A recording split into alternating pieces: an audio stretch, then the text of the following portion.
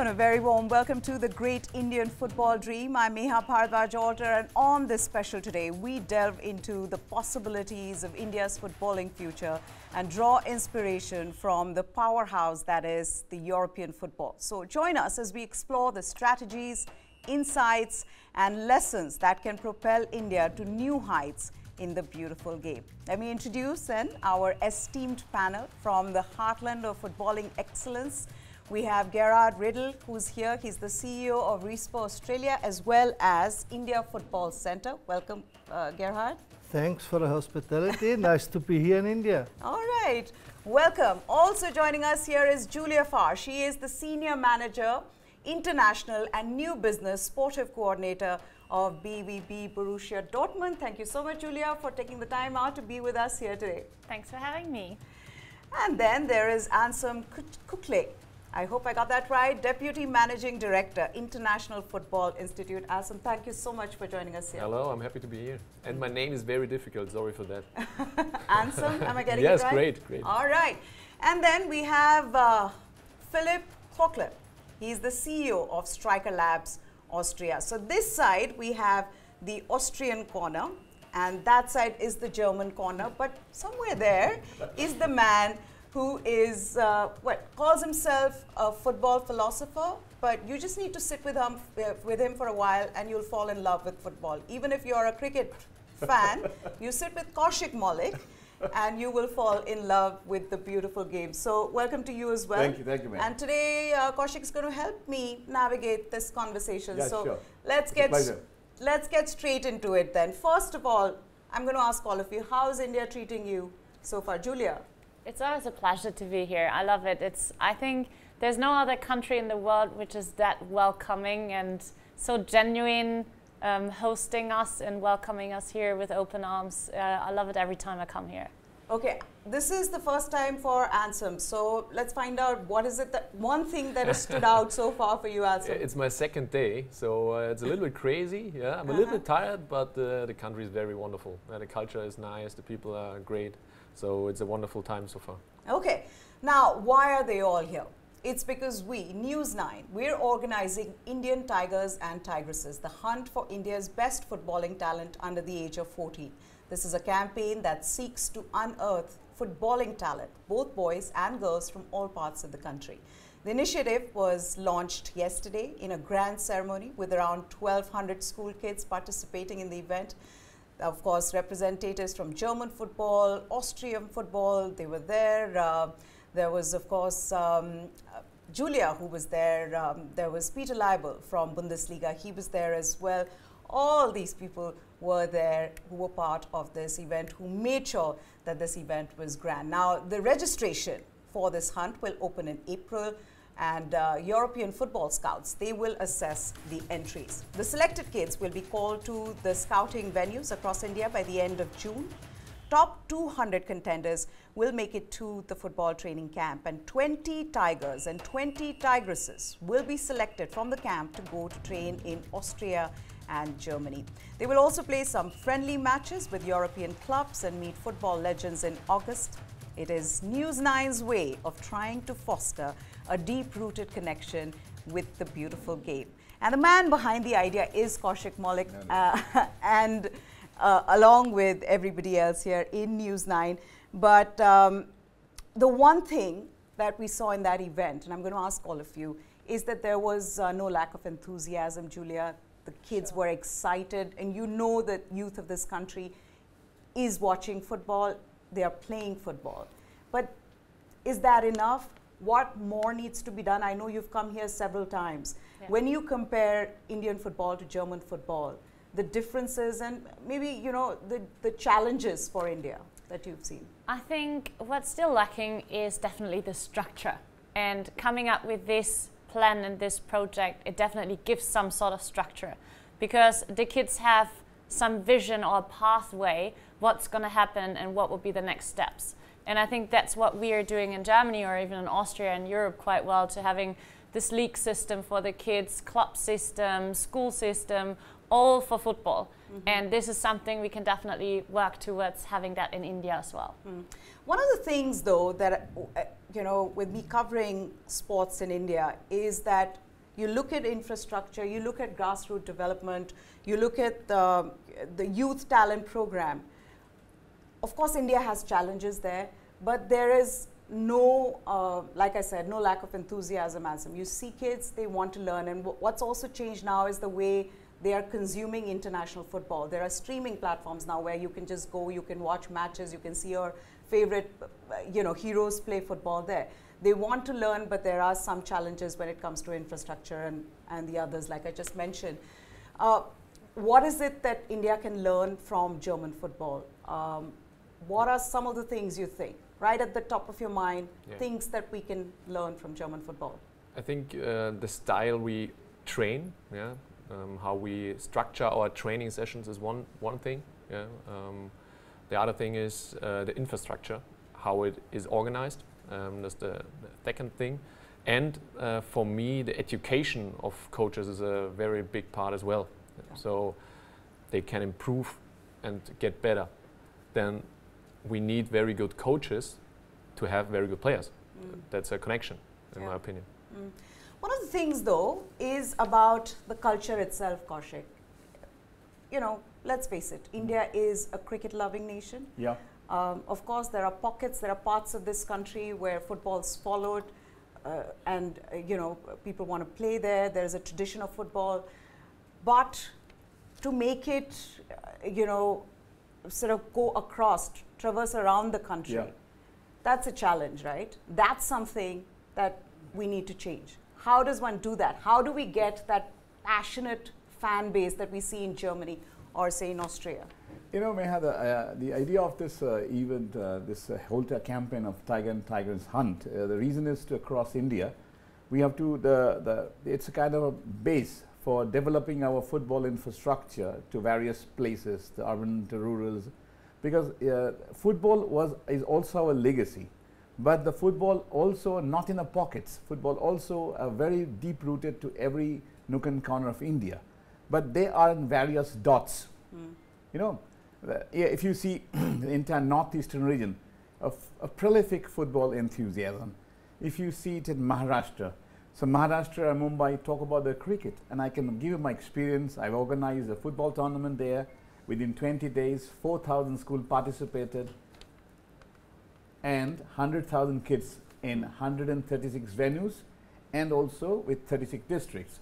So there was enthusiasm everywhere. I said before, I always said there's a lot of dots there, and this Tiger and Tigers initiative with TV9 Network Plus, and also we have created India Football Center in Munden in Austria, also supported by BVB, German Football Association, DFL, IFI. Why? And also extended to Germany too. The idea is to create a pathway for all the connecting the dots. Means we are targeting around approximately 50,000 schools, 2 million kids to be registered. And this 50,000 school, we're going to reach there physically, digitally. We call it digital into phygital. And then we can also talk about how to infrastructure development in school. Everything is there. We want to change the DNA. And the DNA is we have a pathway. And when you see we have some of our place in Germany and Austria, the best football institution in the world who come to us to develop a football, so they will see the pathway, the kids, the parents, the society. Look at our football in 1956, we are 4th in Olympic. We are 2 times Asian champions. The golden era was there. Somehow we lost in 80s onwards, because when the football passion and technology come together, and we lost the game. Now we come to that game, and we have a dots. This initiative bridge the dots and show the pathway. And the pathway means the Indian Tigers and Tigers, they're all roads to India Football Center. And for the not only Indian, it will for Indian diaspora together. I'll give an example. 3 months before, in our India Football Center initiative, we have picked one non-resident boy from Netherlands, and who is chosen to our SV Munden, where he had the president of the club. We fixed him there. He is playing now. But 5-6 years he roam around. He doesn't know where to go. So we create for Indian diaspora too. Another good thing is we have also scouted one boy in Maharashtra's Kolhapur place as a football friendly place. He never get such excitement in football in Kerala and on this part. We have chosen another boy called, he has Darshan Patil. We choose and selected them for next year. He will going to play in Asby Mountain. So there's a talent and there is an enthusiasm. Our role is to just connect the dots. Sure. That's it. Sure. But you talked about how India was a powerhouse. We're two-time Asian Games gold medalist. You know, Melbourne 56, we did well. Yeah, but since then, there has been a steady decline.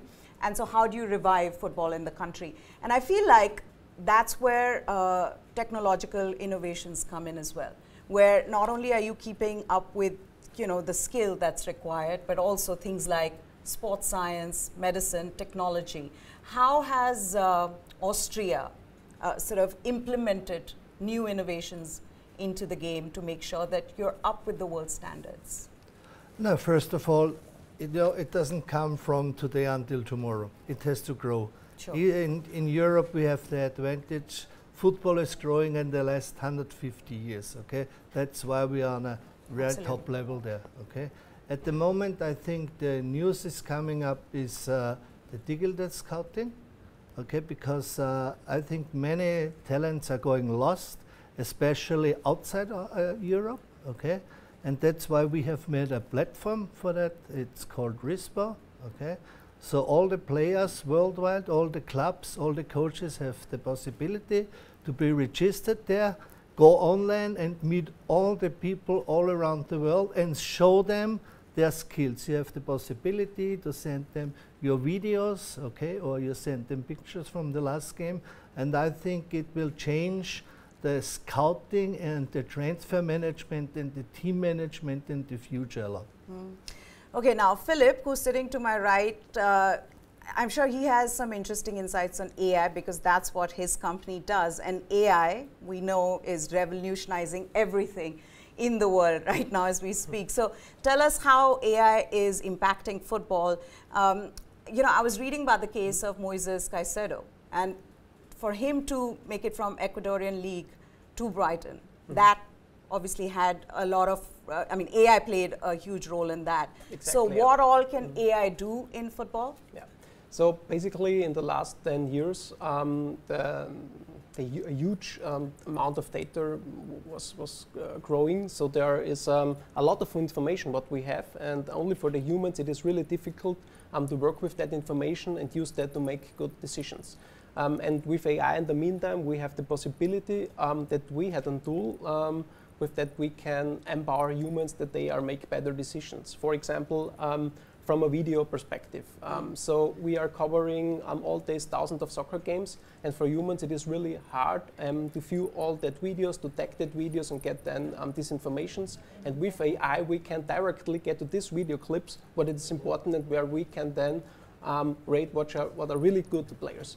And that information you can give then, as Gerhard said, in some databases, and so you can really fast assess what are the best players and find the right talents. And yeah, based on that. Yeah.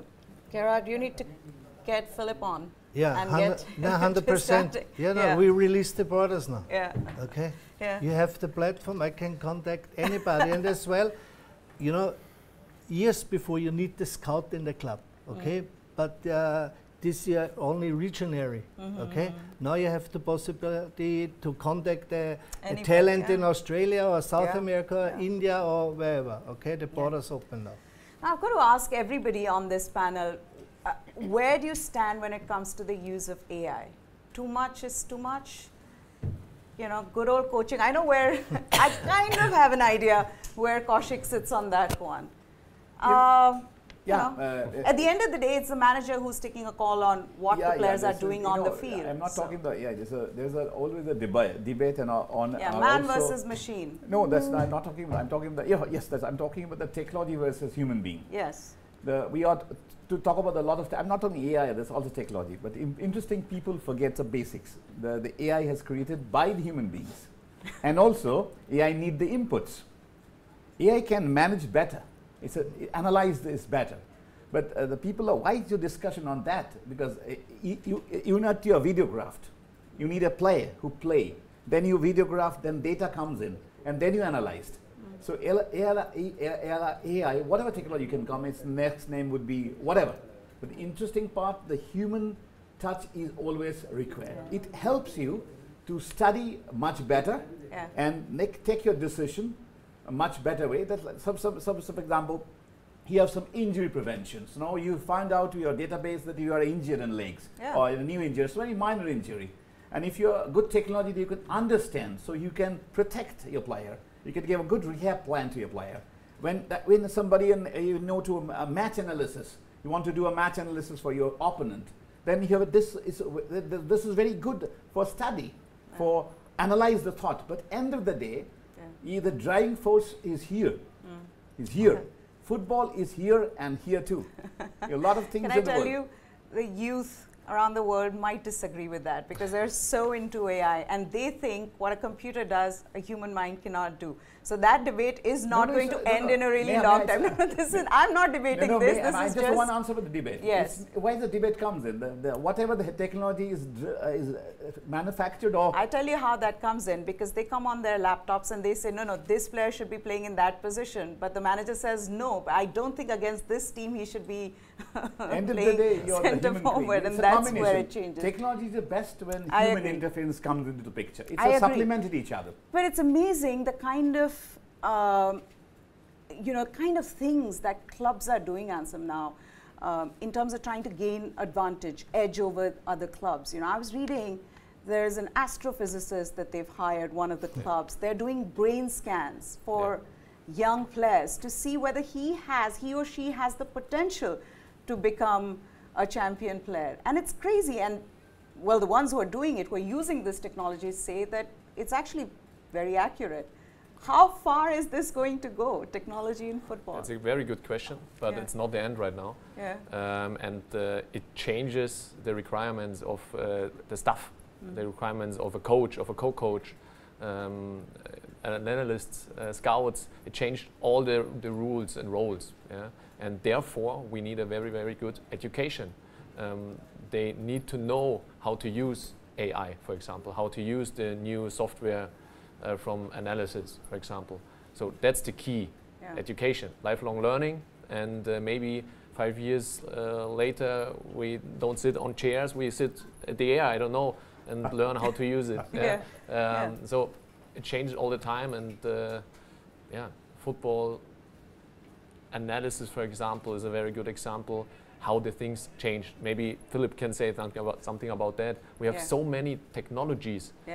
Only in the last 6 months we had so many new technologies, and that shows how the direction is. Like Tactic AI, right? That's the other one. Liverpool's using that. So exactly. So basically, I guess that is a good example that with AI you can reduce the time what you have to sit on the laptop and use this time to speak with the people and bring that information to the pitch. So I mean, there are a lot of things what we can do better with that. But on the end, it is every time the decisions have done by humans. So Okay, now to Julia. The club itself, Borussia Dortmund, has really loyal, very passionate fan base. And I've got to ask you this: when the club is not doing well, how do you engage the fans? How do you, constantly try to get them to like the club, to like the players, to see their, players as the heroes? What is it that the club can do? Because this is what is happening even in ISL. When you see some clubs are not doing well, immediately we don't have that kind of loyalty that you see. Of course, these are older clubs and, they have the culture. But what is it that a club like Borussia Dortmund does to engage the fans? I think our fans are very special. You see the yellow wall, which Dortmund is very known for, with 25 people on the standing stairs, which is like the biggest in European or world football. And given the long history of our club, over 100 years, that has been grown together. And in German football, we have this 50+1 rule. That means 51% of the club, the football club itself, are owned by the fans. Means all fans know we have a say. What we want is more important than what any investor or sponsor has to say when it comes and sponsors a club. So the fans know we own the club. And I think this is something very essential in German football, to have this passionate fan base. Fans and football is a cultural good of Germany. And to keep this 50+1 rule definitely helps. It's something we have all over Germany. Dortmund is another special case. We have this very close connection. Our club comes from a region which is more a working class city. So everyone knows whatever we do, we have to work very hard for this. Yeah. It's not a given thing. We are not Bayern Munich in a glorious city. Yeah. Everyone wants to visit. We are in Dortmund. We are rooted. And all the fans are like this. That's why it's so passionate in our club. And we don't really have to do much. It's like, we know we have to work hard as a team. We have to go through bad times and good times. But we know we will always have the fans behind us, no matter what. Well said. That culture of just loving a club, supporting it, we've seen that in Kolkata. It's still there. It's still there. But the roots are missing a little bit. I have seen in East Bengal, Mohun Bagan, they have the biggest fan base in the world, perhaps, because if you're in Bengal, if you're born in Bengal, one will be Mohun Bagan, maybe another one is East Bengal. The other, what a world of football clubs, they are city-centric. Like Dortmund has a Dortmund fan, Bayern has a Bayern fan, Barca has a Barca fan in Barcelona, Real Madrid and Madrid. But this is what I'm talking about. East Bengal, Mohun Bagan, this is a unique way. Anybody born as a Bengali has to be East Bengal or Mohun Bagan. And the fans what this kind of crazy story with all the ones in 60s, 70s, 80s, 90s. Unbelievable. And then again, technology comes in. The new generation going abroad, try to, if you talk about 50s, 60s, 70s, we have a lot of international success in football. So in the international success is very important to grow football. If you look at Germany, now they're crazy when they have a big debate when they lost 2 World Cup. Yeah. But they forget they are one of the powerhouse. Because they have the culture, like us, if you're successful in sports bring every fans, any part of the world, they want a success for his club, because for them it's very important, because that's their pride, which then carry on. This was missing, and this was the pride for Bengali, for East Bengal and Mohun Bagan. But slowly, this is also fed away. Yeah. The new generation is not inclined to East Bengal, Mohun Bagan anymore, because the club is not taking initiative to make engagements. They should feel my club. What Julia said, the fans feel this is my club. What I say, club has to listen. This voice was in football in East Bengal and Mohun Bagan and Mount Sporting in 50s, 60s, 70s, 80s. I have a lot of, I have told the legend footballer Suraj Sengupta, he is he has died a few years back. He was a legend in football. He said when he's a fan, he cremated his son from the straight to cremation ground to come to the cremation place to the ground to see the match. Unbelievable. There's a lot of things that happened in the football, the craziness and a love for the game is enormous. Slowly we fed it out, because the new generation, they need more. Yeah. And that's the issue. And you need to engage them. Engage, and also success. Yeah. Success of our players to be, because now a young generation and always try to, they have, can you believe the 340 million viewers for European League, all the 5 leagues, more than the 40% viewers from India. And see, everybody has supported any club. You can ask anybody in India, if you go to rural area, sometimes they go, I'm Chelsea, I'm Liverpool, I'm Bayern, and Madrid. Nobody talk about our own club, because they cannot connect, because the success is less international. So that's why the India Football Center comes into picture. Now our kids and parents and fans can think, yes, we have something. We are going to international. The way we talk about, we also contribute.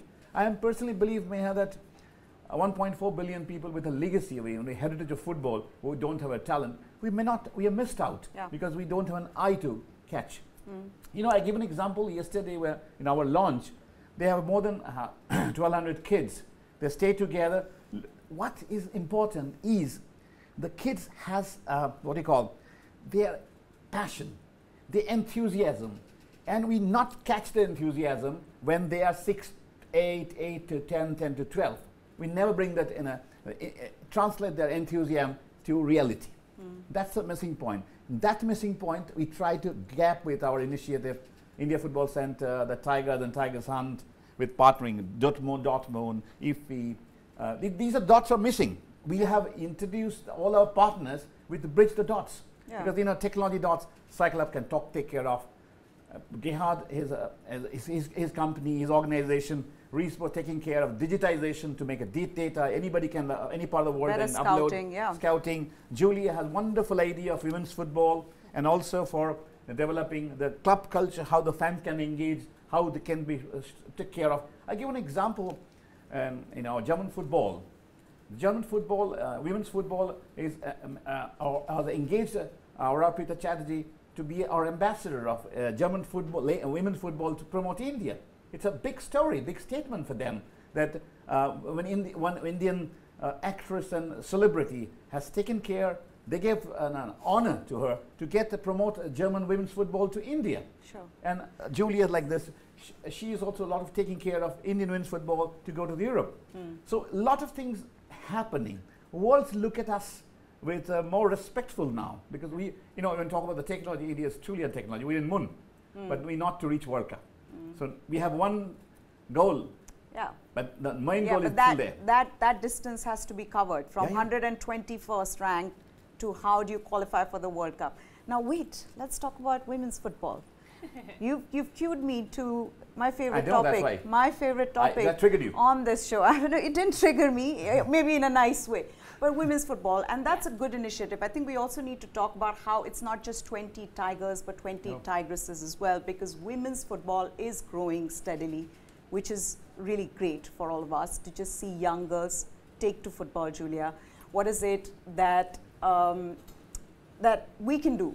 You know, people, stakeholders, be it federations, media, for me as well, federations, academies, coaches. What can, as stakeholders, what can we do to make sure that women's game is promoted just as much?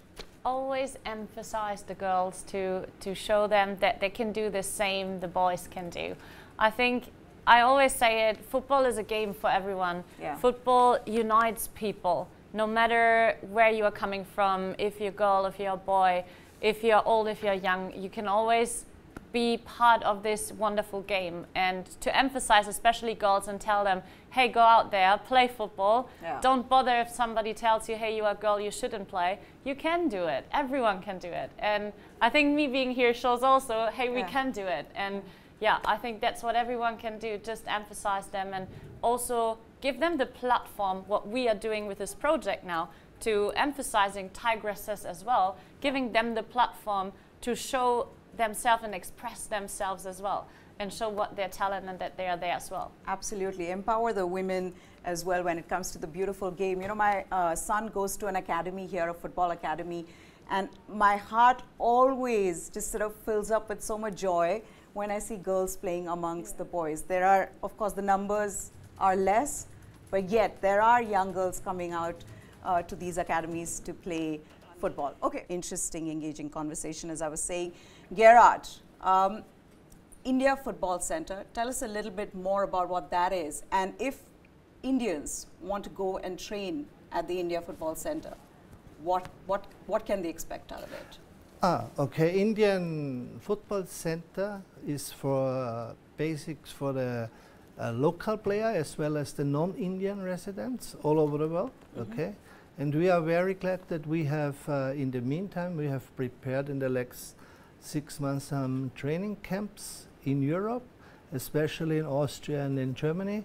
Okay, and we have prepared for them a weekly based training camps, we have organized local coaches up from former national coaches who will teach the Indian children from the basics up to the, I would say, what can they expect when they will be once professional, okay? Because this is the dream of everybody, okay? And we will host, and we are very happy to host them in Austria, in Gmunden, and we will host them in Germany as well, and give them a week of experience, and they should also come in competition with players in Germany, in Austria, that they see what is the Indian level at the moment, okay? And we are working hardly together with our friends in India to improve the quality of the young players and the youth players in the future. Wonderful.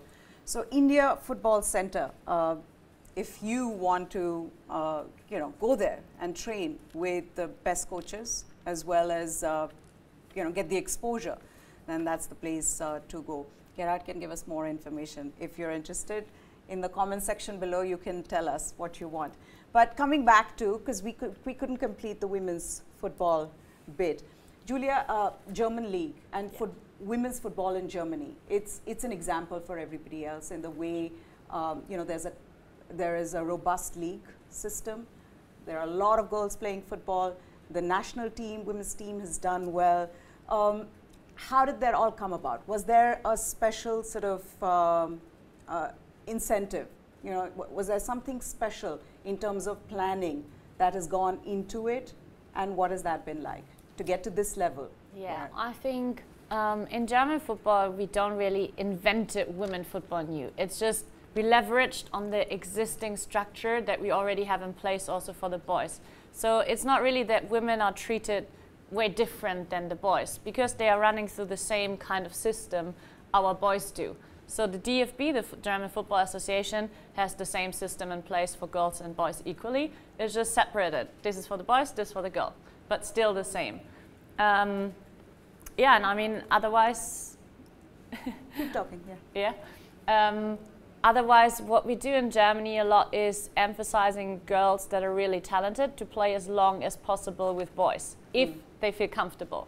There are always girls that don't feel comfortable. Then you have to obviously also look into them and give them a pathway.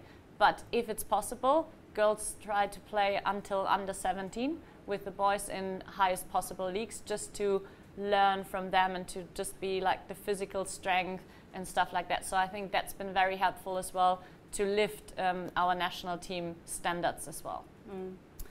Should we now talk about the Euros between Germany and Austria? Who has a better chance? Germany, just of course.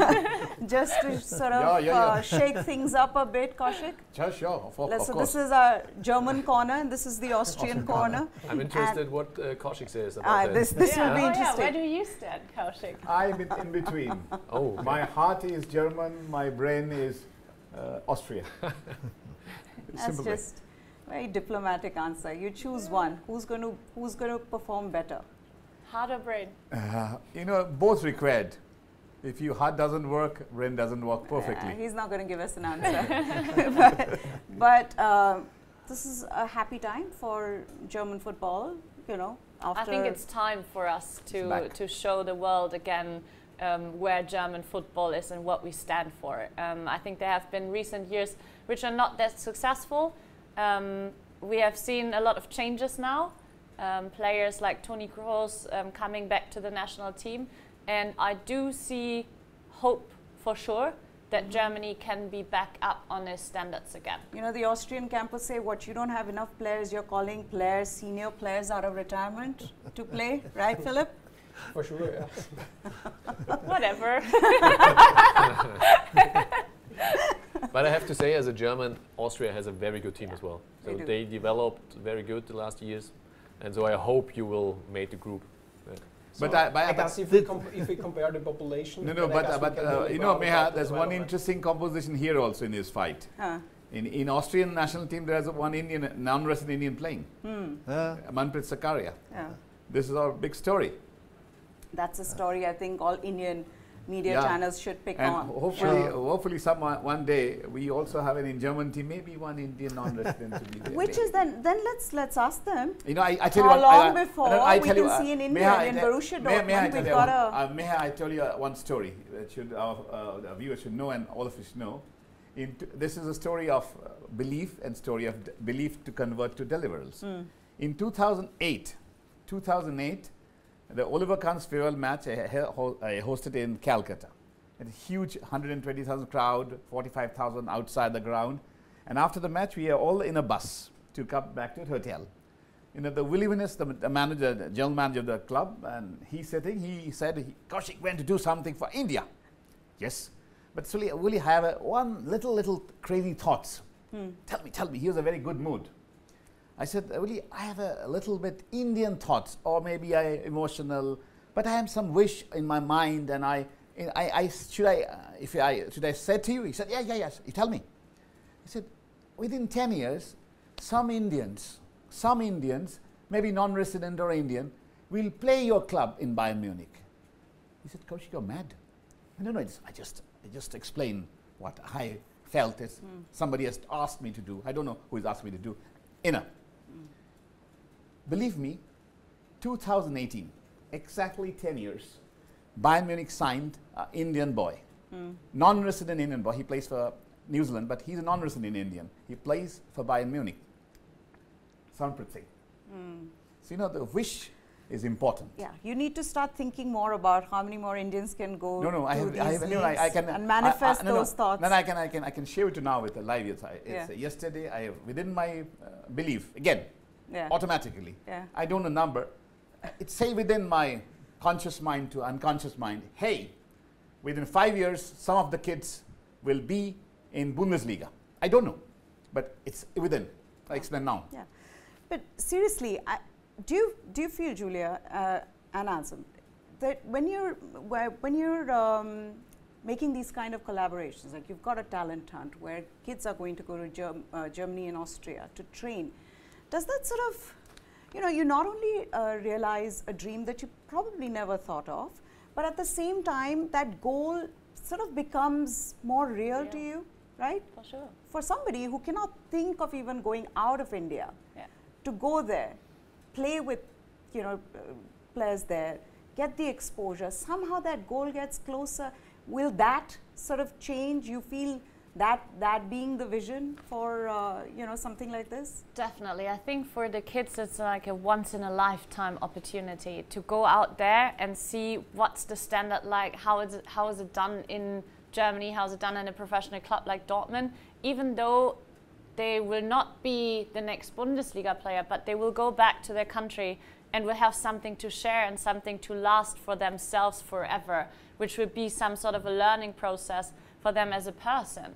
And we talk about Bundesliga. Obviously, it's a big dream to find that Indian player playing for Bundesliga, but there are also other leagues out here where they can start first as a platform, like the Japanese league, the Korean league, Thai league. They're doing well as well. So, and I think Indian Super League, they can also develop and can become a league which gives young aspiring players a platform to perform on a high level, to then take the next step and go out and play in Europe.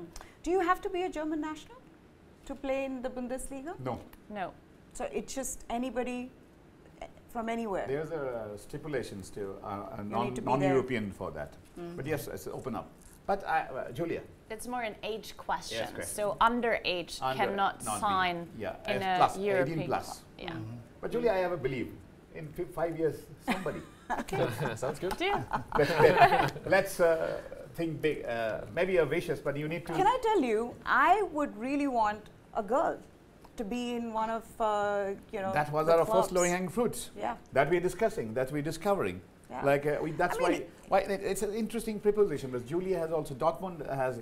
She can share about it. There's a Singaporean girl playing very well, and Singapore and India is not a big difference in a girls' football too. So there is always possibility. Important thing. That's why we create the dots together. We have a dots in our country. We have also dots in our supporters. We bring all the dots together. That's our role to this entire initiative of Indian Tigers Hunt. It's not a hunt means it begins to close down or bridge up the dots. Absolutely. Now, Philip's been sitting for a while. Let's also get AI involvement back again. You know, the thing that interests me about AI, of course, player analytics and all of that aside, is injury management. It's crazy how those vast amounts of data can sort of predict almost to 99% when a player will get injured, how serious will that injury be. It's crazy because I was talking to some of my friends in the NBA, and they were talking about their AI platform, and they were saying that it's so accurate that sometimes we find it shocking. Can you tell us a little bit more about that? For sure, we are Striker Labs. That was our first part where we start, that we say, okay, one club has only a few data. For example, you had some injuries that happens once a year.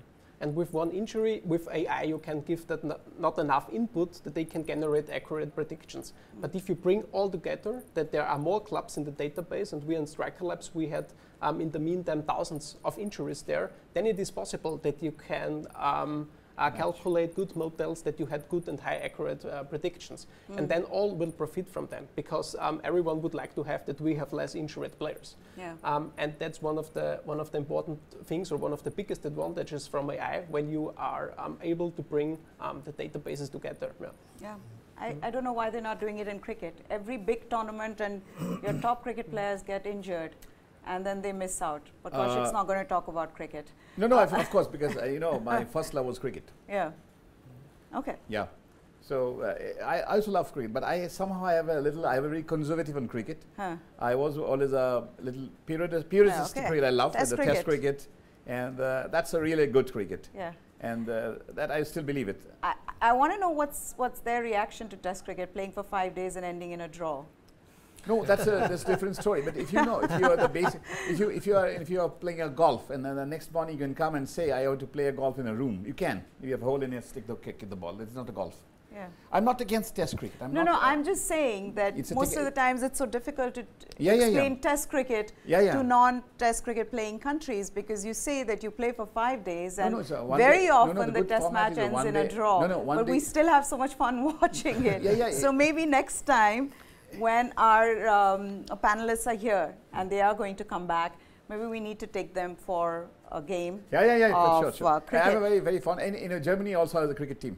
Okay, Germany of course has a cricket team. And Netherlands also has a cricket team. They played World Cup also. Yes, so cricket making its inroads into Europe, but we're completely out of time. So I'm going to wrap this up. Ansem, Julia, Kaushik, Gerhard, Philip.